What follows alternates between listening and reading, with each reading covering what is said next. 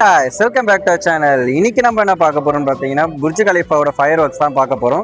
ஏன்னா அவன் Burj கலீஃபாவோட fire works சொல்லிட்டு ரொம்ப தூரத்துல இருந்து காமிக்கிறான்னு நினைக்கிறீங்களா? ஆமா கைஸ், இவ்வளவு தூரத்துல தான் எனக்கு கிடைச்சது பிளேஸ். ஏன்னா ஃபுல்லாவே ஃபுல் ஆகல. ஆனால் கப்புள்ஸும் ஃபேமிலிஸும் மட்டும் தான் உள்ள அலோவ் பண்றாங்க, வேற யாரையுமே அலோவ் பண்ண மாட்டாங்க. அது இங்க கவர்மெண்டோட ரூல்ஸ் போல. ஸோ அதனால சிங்கிள்ஸ் எல்லாருமே வந்துட்டு இந்த மாதிரி ரோமிங்லேயே தான் இருக்க வேண்டியதாக இருக்கு. கிட்டத்தட்ட நான் 3:40க்கு இங்கே வந்ததுலேருந்து இப்போ வரைக்குமே சுற்றிட்டு இருக்கிற மாதிரி இருக்குது. அங்கே பாருங்கள், இந்த கார்டனில் தான் நிறைய பேர் உட்காந்து பார்த்துட்டு இருக்கிறாங்க. ஸோ இதே மாதிரி தான் நானும் உங்களுக்கு காமிக்க போகிறேன். ஸ்டார்ட் ஆகும்போது காமிக்கிறேன், ஓகேங்களா?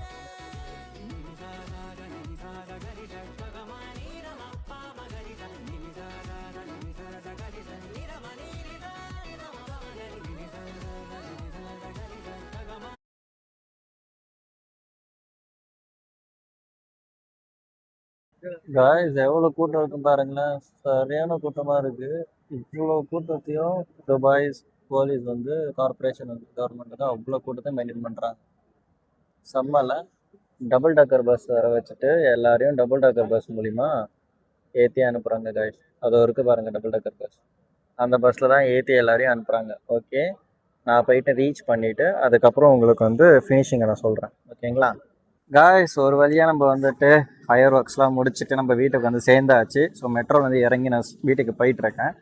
ஸோ நீங்களும் வந்துட்டு நல்லபடியாக இந்த வீடியோவை பார்த்துட்டு லைக் பண்ணுங்கள், சப்ஸ்கிரைப் பண்ணுங்கள், ஷேர் பண்ணுங்கள். ஏன்னா ரொம்ப கஷ்டப்பட்டு உங்களுக்காகவே எடுத்திருக்கேன். அவ்வளோ கஷ்டப்பட்டிருக்கேன், உங்களுக்கு நல்லாவே தெரியும் வீடியோலேயே. ஏன்னா பேச்சுலர்ஸ்க்கு வந்துட்டு உள்ளே விடலை. ஸோ வெளியே தான் நின்றுட்டு இருந்தோம். கிட்டத்தட்ட 4 மணி நேரம் 5 மணி நேரம் நான் வெளியே நின்று எடுத்திருக்கேன். ஸோ ப்ளீஸ் சப்போர்ட் பண்ணுங்க கைஸ். Bye. Good night.